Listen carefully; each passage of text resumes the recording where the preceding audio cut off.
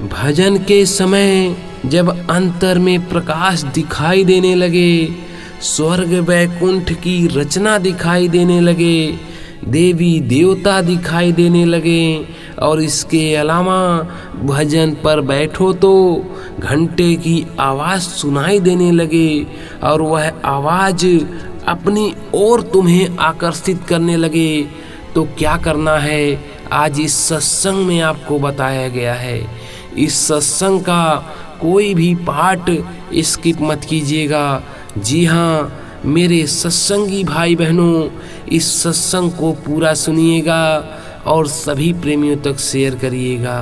जय गुरुदेव। एक बार स्वामी जी महाराज ने सत्संग सुनाते हुए कहा, बहुत से प्रेमी साधन बनने की शिकायत करते हैं, मगर जो लोग होश में साधन नहीं करते हैं, साधन करते समय भी सोते हैं, वही लोग नाना प्रकार की शिकायतें करते हैं। जो कोई घाट पर बैठकर महात्माओं के बताए राह पर चलेगा तो उसका साधन अवश्य बनेगा और उसकी कमाई भी बनेगी। सोने की अवस्था में परमार्थ की कोई कमाई नहीं हो सकती। जब सोने की अवस्था में दुनिया का काम नहीं बन सकता तो परमार्थ का काम कैसे बनेगा। जब कभी साधन में अपने रहते हुए बैठा देता हूँ और मेरे सामने भी नहीं कर पाते हैं तो बाद में क्या करेंगे। आपको शर्म और लज्जा होनी चाहिए। जो रास्ता बताया गया है उस रास्ते पर थोड़े समय के लिए भी ना बैठें, जबकि कोई खास काम ना हो तो दया कैसे मिलेगी। और दया के समय भी आप सो जाएं तो दया मेहर कैसे प्राप्त कर सकेंगे। जो लोग महात्मा के न रहने पर भी उनके बताए समय पर साधन में बैठ जाते हैं, वह बहुत कुछ जलवा मालिक का देखते हैं, मगर हम जरा सा भी आँखों से ओझल हुए कि सब अपने को आज़ाद समझने लगते हैं और सोचते हैं कि जब जैसा मन चाहेगा वैसा करेंगे, इससे काम कुछ भी नहीं होगा। रोज समझाने पर भी जो न माने और जिसे अपने कल्याण का ख्याल नहीं, जिसे शर्म हया नहीं, वह क्या करेगा। जब साधन में बैठते हैं उस समय भी सूरत को तवज्जुह से देखा नहीं और परमार्थ को पाकर भी कहने के मुताबिक न करके परमार्थ की शिकायत करें तो क्या किया जाए। मन तो नाना प्रकार की शिकायत करता है, मगर आप काम करने के समय में न जागेंगे और उस समय सो जाएं तो आप संसार में क्या कर सकेंगे। आपको चाहिए कि जब आप सत्संग में आवें तो खाली पेट आवें और होश में रहकर सत्संग सुनें।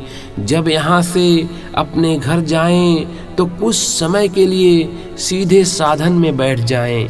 उस समय बैठने से अवश्य साधन में तरक्की होती है। खाना खाने पर नींद आती है, पेट भरा रहता है और लोग उसी अवस्था में सो जाते हैं। फिर दूसरे समय करने को सोचते हैं। जब सुबह में ठंडी हवा लगती है तब चादर तान कर सो जाते हैं और नाना प्रकार के बहानेबाजी में समय बिता देते हैं।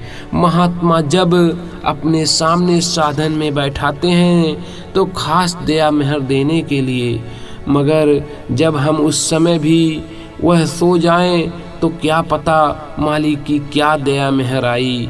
इसलिए आप लोगों से फिर से कहता हूँ कि सत्संग में खाली पेट आइए और यहाँ से जाने पर साधन में बैठिए, तब दया आती है और साधन बनता है।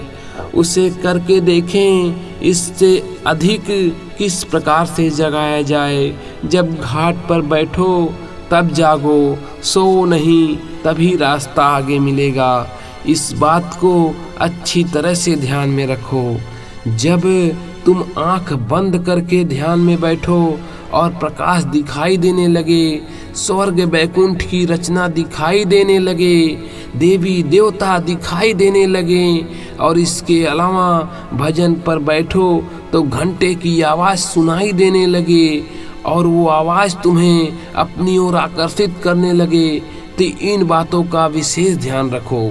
सबसे पहला, कभी कभी अभ्यास के समय काल भगवान गुरु का रूप धारण करके सामने आते हैं और आत्मा को गुमराह करने के लिए कई प्रकार की रिद्धियों सिद्धियों को भेज देते हैं और सांसारिक पदार्थों को देने की लालच दिखाते हैं। जब गुरु का स्वरूप सामने आए तो उस वक्त पहले नाम का सुमिरन करो।